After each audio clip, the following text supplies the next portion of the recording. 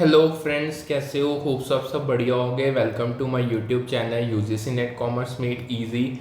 यहाँ पे आपको पेपर टू कॉमर्स का complete syllabus from unit 1 to unit 10 करवाया जा रहा है along with previous year questions. Syllabus के साथ साथ जितने भी रिलेटेड उससे प्रीवियस ईयर क्वेश्चंस आए हैं वो साथ के साथ करवाए जा रही हैं। Unit 1 business environment and international business की हमारी चल रही है। अब हम अपना चैप्टर नंबर 4 उसमें tariffs and non tariffs barriers का करने जा रहे हैं। स्टूडेंट्स, टैरिफ्स का मतलब है इंपोर्टेड या एक्सपोर्टेड गुड्स पे टैक्स लगाना। ये दो काम करता है, डोमेस्टिक इंडस्ट्रीज को प्रोटेक्ट करता है और गवर्नमेंट को रेवेन्यू देता है। जैसे इंडिया ने चाइनीज इलेक्ट्रॉनिक्स पे टैरिफ्स लगाई ताकि लोकल मैन्युफैक्चरर्स को फ़ायदा हो। ठीक है जी। टैरिफ्स के तीन टाइप्स होते हैं। सबसे पहले आते हैं एड वॉलरम टैरिफ्स, जो सबसे ज़्यादा पेपर में क्वेश्चन पूछा जाता है। ये इंपोर्ट की वैल्यू का परसेंटेज होता है। जैसे अगर एक फ़ोन की वैल्यू 100 है और 10 टैक्स देना पड़ेगा उस पर। ठीक है जी। नेक्स्ट आते हैं आपके पास स्पेसिफिक टैरिफ्स, यानी एक बार में अगर एट वॉल्यूम, अगर मैं आपको एक बार फिर रिपीट करूं, सिंपल 100 का अगर गुड है उसका 10% यानी 10 रुपये in the form of tax देना पड़ेगा। नेक्स्ट जो हम स्पेसिफिक टैरिफ्स आते हैं, ये फिक्स्ड अमाउंट होता है पर यूनिट। जैसे स्टील के 1 टन पे 5 का टैक्स, फॉर एग्जांपल $5 लगा लो, 5 रुपीज़ लगा लो। ठीक है जी। तीसरा आता है कंपाउंड टैरिफ्स। ये दोनों का मिक्स होता है, परसेंटेज भी है और फिक्स्ड अमाउंट भी। एग्जाम्पल, इंडिया में इंपोर्टेड कार्स पे एड वॉलरम और स्पेसिफिक टैरिफ्स दोनों लगते हैं। ठीक है जी। नेक्स्ट अफेक्ट्स की बात करें, टैरिफ्स के अफेक्ट्स क्या होते हैं। सबसे पहले कंज्यूमर्स पे टैरिफ से इंपोर्टेड गुड्स के प्राइसेस बढ़ जाते हैं, जिससे कंज्यूमर्स की परचेजिंग पावर कम होती है। जैसे इंपोर्टेड स्मार्टफोन्स इंडिया में महंगे होते हैं। सेकंड, प्रोड्यूसर्स पे देखें, लोकल कंपनीज को प्रोडक्शन मिलता है लेकिन कंपटीशन कम होने से वो लेज़ी हो सकते हैं। ठीक है जी। गवर्नमेंट की बात करें, टैरिफ से रेवेन्यू मिलता है लेकिन दूसरे कंट्रीज रिटेलिएशन में अपने टैरिफ्स लगा सकते हैं। एग्जांपल अगर दूं, इंडिया के इलेक्ट्रॉनिक टैरिफ से लोकल ब्रांड जैसे माइक्रोमैक्स को फ़ायदा हुआ लेकिन फ़ोन्स कॉस्टली भी हुए। ठीक है। जैसे एक और चीज़ बताऊं, जैसे इंडिया ने इंपोर्टेड इलेक्ट्रॉनिक्स पे हाई टैरिफ्स लगाए ताकि लोकल मैन्युफैक्चरर जैसे लावा या माइक्रोमैक्स compete कर सके, लेकिन इससे स्मार्टफोन्स के प्राइसेस भी बढ़ गए। ये बेसिकली एक एग्जांपल मैं आपको दे रहा हूँ। अब एक क्वेश्चन आता है, बहुत बार आया है, काउंटर वेलिंग ड्यूटी सीवीडी। सीवीडी का मतलब है जब एक कंट्री अपने एक्सपोर्ट्स को सब्सिडीज देती है, जैसे सस्ता करने के लिए फाइनेंशियल हेल्प, तो इंपोर्टिंग कंट्री उसका इम्पैक्ट बैलेंस करने के लिए सीवीडी लगाती है। ये एक टैरिफ होता है जो सब्सिडी के अमाउंट को बराबर होता है, सब्सिडी के अमाउंट के बराबर होता है। इससे फेयर ट्रेड मेंटेन होता है। जब एक कंट्री अपने प्रोडक्ट्स को आर्टिफिशियली सस्ता करती है सब्सिडीज़ के थ्रू, तो दूसरे कंट्री के इंडस्ट्रीज़ को नुकसान होता है। सीवीडी इसको बैलेंस करता है ताकि डोमेस्टिक इंडस्ट्रीज सेफ रहे। एग्जांपल अगर दूं, अगर चाइना स्टील एक्सपोर्ट्स को सब्सिडाइज करता है तो इंडिया सीवीडी लगा सकता है। अब आगे आते हैं नॉन टैरिफ बैरियर, उसके टाइप्स, उसके अफेक्ट्स। नॉन टैरिफ बैरियर्स वो रिस्ट्रिक्शन है जो टैरिफ्स के अलावा ट्रेड को कंट्रोल करते हैं। ये ट्रेड को लिमिट करने के लिए और तरीके से काम करते हैं। चलो इनके टाइप्स को समझते हैं। इसमें सबसे पहले एनटीबीस आ जाते हैं। अगर मैं आपको एनटीबीस बताऊं, एनटीबी के ये मेन टाइप्स हैं। इसमें सबसे पहला कोटास, इंपोर्ट्स की क्वांटिटी पे लिमिट, जैसे इंडिया ने कार इंपोर्ट्स पे कोटा लगाया हो। फिर सब्सिडीज आती हैं, डोमेस्टिक कंपनीज को फाइनेंशियल सपोर्ट देना, जैसे इंडियन फार्मर्स को fertilizer subsidy. Standards and regulations आते हैं, इंपोर्टेड गुड्स को सेफ्टी या क्वालिटी स्टैंडर्ड्स मीट करने होते हैं, जैसे यूरोपियन यूनियन के food safety rules. Import licensing, imports के लिए परमिट चाहिए जो डिलेस क्रिएट कर सकता है। फिर voluntarily export restraints VER, exporting country खुद अपने एक्सपोर्ट्स लिमिट करती है, जैसे जापान ने US के लिए कार एक्सपोर्ट्स लिमिट किए थे। लोकल कंटेंट रिक्वायरमेंट्स की बात करें, प्रोडक्ट में कुछ लोकल इनपुट्स होने चाहिए, जैसे इंडिया में कार्स के पार्ट्स का 1% लोकल होना चाहिए। ठीक है जी। अब अफेक्ट्स की बात करें, एनटीबी के अफेक्ट्स हैं। सबसे पहले ट्रेड पे देखते हैं। मार्केट एक्सेस कम होता है, और डोमेस्टिक फर्म्स को फ़ायदा मिलता है। कंज्यूमर्स पे बात करें, चॉइस कम होता है और प्राइजेस बढ़ जाते हैं। जैसे स्ट्रिक्ट फूड स्टैंडर्ड से इंपोर्टेड फ्रूट्स कॉस्टली हो सकते हैं। ग्लोबल रिलेशंस पे बात करें, एनटीबी से ट्रेड डिस्प्यूट्स या डब्ल्यूटीओ कंप्लेंट्स हो सकती हैं। अगर एग्जांपल दूं, ईयू के यानी यूरोपियन यूनियन के फूड सेफ्टी स्टैंडर्ड से इंडियन एग्रीकल्चर एक्सपोर्ट्स को प्रॉब्लम होती है। जैसे ईयू के स्ट्रिक्ट फूड सेफ्टी रूल्स की वजह से इंडिया से मैंगोस या स्पाइसेस का एक्सपोर्ट मुश्किल होता है, ये इसकी बेस्ट एग्जांपल है। अब ग्लोबल इफेक्ट्स देखें जिससे टैरिफ्स रिड्यूस किए जा सकते हैं या बैरियर्स रिड्यूस किए जा सकते हैं। ट्रेड बैरियर्स कम करने के लिए ग्लोबल एफर्ट्स होते हैं। सबसे पहले डब्ल्यूटीओ एग्रीमेंट्स, डब्ल्यूटीओ नेगोशिएशंस के थ्रू टैरिफ्स और एनटीबीज कम करता है ताकि ट्रेड फ्री हो। रीजनल ट्रेड एग्रीमेंट्स जैसे एशियन, ईयू या RCEP regional comprehensive economic partnership अपने मेंबर्स के बीच बैरियर्स कम करते हैं। चैलेंजेस की बात करें, प्रोटेक्शनिज्म जैसे make in India type policies और जियोपॉलिटिकल टेंशन जैसे US China trade war liberalization को रोकती है। ठीक है जी। अब फाइटो सैनिटरी रेगुलेशंस, ये एक प्रीवियस ईयर क्वेश्चन है। देखो, फाइटो सैनिटरी रेगुलेशंस एक एनटीबी है जो प्लांट बेस्ड प्रोडक्ट्स जैसे फ्रूट्स वेजिटेबल्स के इंपोर्ट्स पे लगता है ताकि डिजीजेस या पेस्ट ना आए। जब इंडिया किसी कंट्री के साथ फ्री ट्रेड एग्रीमेंट साइन करता है तो इन रेगुलेशंस को एड्रेस करना पड़ता है। जैसे इंडिया से मैंगोस ऑस्ट्रेलिया भेजने के लिए स्ट्रिक्ट फाइटो सैनिटरी चेक्स होते हैं। India UAE comprehensive economic partnership agreement CEPA, ये भी एक प्रीवियस ईयर क्वेश्चन है। इंडिया और यूएई के बीच सैपा फरवरी 2022 में साइन हुआ और मई 2022 से अप्लाई हो गया। ये एक फॉरेन ट्रेड एग्रीमेंट है जो टैरिफ्स और एनटीबीज कम करता है ताकि दोनों कंट्रीज़ के बीच ट्रेड बढ़े। जैसे इंडिया से जेम्स, ज्वेलरी और एग्रीकल्चर प्रोडक्ट्स यूएई में ईजिली एक्सपोर्ट होते हैं। अब टैरिफ एंड सब्सिडी रिकैप की बात करते हैं। ये टर्म्स रिवाइज करते हैं। टैरिफिकेशन यानी नॉन टैरिफ रिस्ट्रिक्शन जैसे कोटास को टैरिफ से रिप्लेस करना। प्रोहिबिटेड सब्सिडीज़, वो सब्सिडीज़ जो एक्सपोर्ट्स को बूस्ट करने के लिए दी जाते हैं डब्ल्यूटीओ में बैंड हैं। एक्शनेबल सब्सिडीज़, वो सब्सिडीज़ जो दूसरे कंट्रीज़ के इंडस्ट्रीज़ को हार्म करते हैं, उनके खिलाफ एक्शन लिया जा सकता है। नॉन एक्शनेबल सब्सिडीज़ की बात करें, ये अलाउड हैं जैसे R&D या बैकवर्ड एरियाज़ के लिए सब्सिडीज। होप सो ये आपको क्लियर होगा। अब आगे आता है duty free import authorization scheme. DFIA scheme exporters को हेल्प करती है। इसमें इनपुट्स लाइक रॉ मटेरियल पे custom duty, additional duty, education cess या एंटी डंपिंग ड्यूटीज़ नहीं देनी पड़ती, लेकिन एक्सपोर्ट ऑब्लिगेशंस पूरे करने होते हैं। ये एक्सपोर्ट प्रोडक्शन के कॉस्ट कम करता है। जैसे इंडियन टेक्सटाइल एक्सपोर्टर्स इसका यूज़ करते हैं।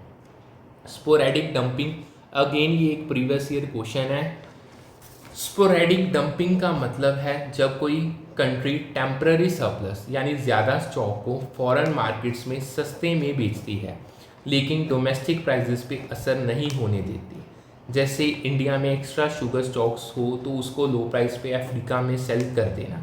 ये इन्वायरमेंट के कॉन्टेक्स्ट में भी यूज़ होता है जहाँ वेस्ट इलीगली डंप किया जाता है। अब आगे आती है reverse jumping. Reverse jumping normal dumping का ऑपोजिट है। नॉर्मल डंपिंग में गुड्स फॉरेन मार्केट्स में डोमेस्टिक प्राइस से सस्ते बेचे जाते हैं, लेकिन रिवर्स जंपिंग में एक्सपोर्ट्स डोमेस्टिक प्राइस से भी सस्ते होते हैं। ये नॉन कन्वेंशनल डंपिंग है। एग्जांपल अगर दूँ, अगर इंडिया स्टील को यूएस में डोमेस्टिक प्राइसेस से सस्ता बेचता है तो ये रिवर्स जंपिंग है। ठीक है जी। आगे अगेन एक previous year question, thinly weld disguises that restricts import. कुछ एनटीपीज ऐसे होते हैं जो इनडायरेक्टली इंपोर्ट्स को रिस्ट्रिक्ट करते हैं। सबसे पहला लेबलिंग रिक्वायरमेंट्स, ओरिजिन या कंटेंट्स के स्ट्रिक्ट रूल्स जो फॉरेन प्रोडक्ट्स के लिए मुश्किल होते हैं, जैसे मेक इन इंडिया लेबल ज़रूरी करना। सेफ्टी रेगुलेशंस की बात करें, कार्स या इलेक्ट्रॉनिक्स के लिए स्ट्रिक्ट सेफ्टी स्टैंडर्ड्स जो इंपोर्ट्स को टफ बना देते हैं। हेल्थ रेगुलेशंस की बात करें, फूड प्रोडक्ट्स के लिए हाइजीन या पैकेजिंग रूल्स जो फॉरेन गुड्स पे हैवी होते हैं। एग्जांपल अगर दूं, इंडिया के फूड इंपोर्ट रूल से फॉरेन डायरी प्रोडक्ट्स को मुश्किल होती है। ठीक है जी। अब आगे चलते हैं। होप सो जितना करवाया अभी तक आपको समझ आ गया होगा। वॉल्यूम ऑफ इम्पोर्ट्स, देखो जब इकॉनमी फास्ट ग्रो करती है और इम्पोर्टेड गुड्स के प्राइसेस कम होते हैं तो इम्पोर्ट्स का वॉल्यूम बढ़ जाता है, क्योंकि इकोनॉमिक ग्रोथ से डिमांड बढ़ती है और सस्ते इम्पोर्ट्स अट्रैक्टिव होते हैं। उल्टा अगर ग्रोथ स्लो है या इम्पोर्ट प्राइसेस हाई हैं तो इम्पोर्ट्स कम होते हैं। जैसे इंडिया में इकोनॉमिक बूम के टाइम चाइनीज इलेक्ट्रॉनिक इम्पोर्ट्स बढ़ जाते हैं। ठीक है जी, ये भी एक प्रीवियस ईयर क्वेश्चन था। नेक्स्ट आता है India trade policy. India trade policy export import 2015 to 2019। India का फॉरेन ट्रेड पॉलिसी 2015 से 19 के कुछ ये गोल्स थे। डबलिंग एक्सपोर्ट्स, मर्केंटाइज यानी गुड्स और सर्विसेज जैसे आईटी के एक्सपोर्ट्स को डबल करना। ग्लोबल शेयर, ग्लोबल एक्सपोर्ट्स में इंडिया का शेयर 3.5% तक लेके जाना। MEIS और SEIS यानी merchandise exports from India scheme MEIS और services exports from India scheme SCIS launch किया ताकि एक्सपोर्टर्स को इंसेंटिव मिले। सिंप्लीफाइड डॉक्यूमेंटेशन, आयात निर्यात फॉर्म को सिंपल किया ताकि एक्सपोर्ट इंपोर्ट आसान हो। ठीक है जी। 27 सितंबर 2022 यानी 27 सितंबर 2022 को इंडिया ने अपनी फॉरेन ट्रेड पॉलिसी 2015 से 20 को मार्च 2023 तक एक्सटेंड किया, क्योंकि ग्लोबल इकोनॉमिक सिचुएशन और करेंसी फ्लक्चुएशंस वोलेटाइल थे। इससे एक्सपोर्टर्स को कहीं ना कहीं स्टेबिलिटी मिली। अब इंडिया का फॉरेन ट्रेड पॉलिसी ट्रेड के रूल्स और गाइडलाइंस देता है। अब इसका मैं आपको थोड़ी सी इंट्रो देता हूँ। इसके गोल्स की बात करें तो एक्सपोर्ट प्रमोशन, सबसे पहले एक्सपोर्ट्स बढ़ाना जैसे आईटी या टेक्सटाइल के।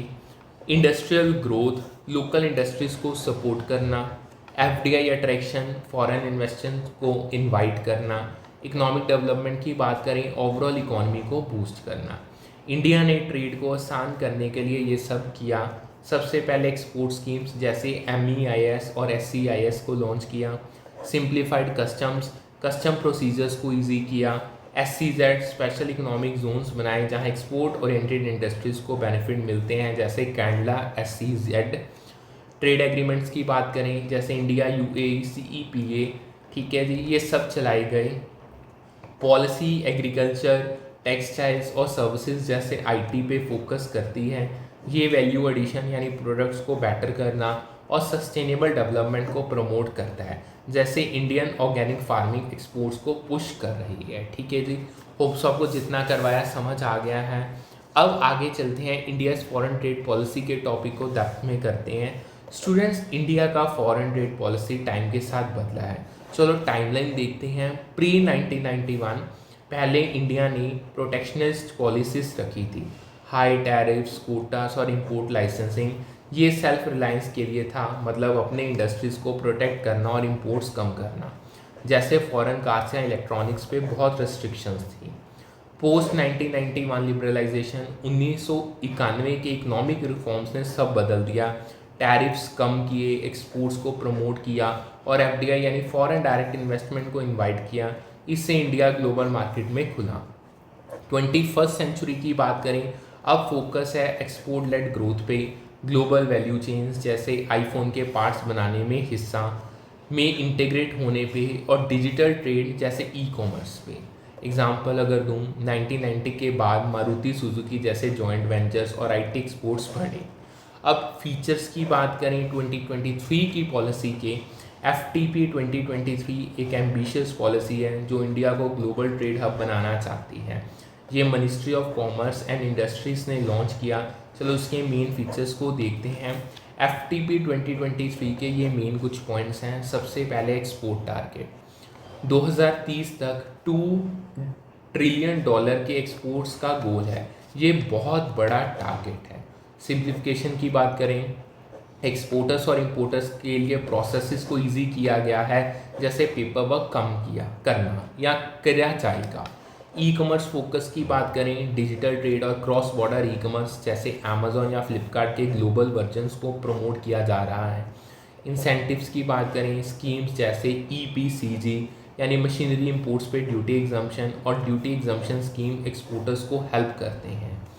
डिस्ट्रिक्ट्स एज एक्सपोर्ट हब्स की बात करें, हर डिस्ट्रिक्ट को एक्सपोर्ट हब बनाने का प्लान है ताकि लोकल प्रोडक्ट्स ग्लोबल मार्केट्स तक जाएं, जैसे वाराणसी के हैंडलूम्स को एक्सपोर्ट करना। सस्टेनेबिलिटी की बात करें, ग्रीन टेक और इको फ्रेंडली ट्रेड प्रैक्टिसेस पे फोकस, जैसे ऑर्गेनिक फार्मिंग एक्सपोर्ट्स। ठीक है जी। अब आगे आते हैं ऑब्जेक्टिव्स एंड स्ट्रेटजीज। FTP 2023 के ऑब्जेक्टिव्स ये हैं। First, export competitiveness, Indian exports को ग्लोबली कॉम्पिटिटिव बनाना, जैसे फार्मा या IT में। ग्लोबल वैल्यू चेन्स, इंडिया को ग्लोबल सप्लाई चेन्स का पार्ट बनाना, जैसे इलेक्ट्रॉनिक्स या ऑटो पार्ट्स के प्रोडक्शन में। MSME और स्टार्टअप्स की बात करें, छोटे बिजनेसेस और स्टार्टअप्स को एक्सपोर्ट में हेल्प करना, जैसे हैंडीक्राफ्ट्स या टेक स्टार्टअप्स हो गए। डाइवर्सिफाई मार्केट्स, नए मार्केट जैसे अफ्रीका, लैटिन अमेरिका और प्रोडक्ट्स जैसे ऑर्गेनिक फूड्स पे फोकस करना।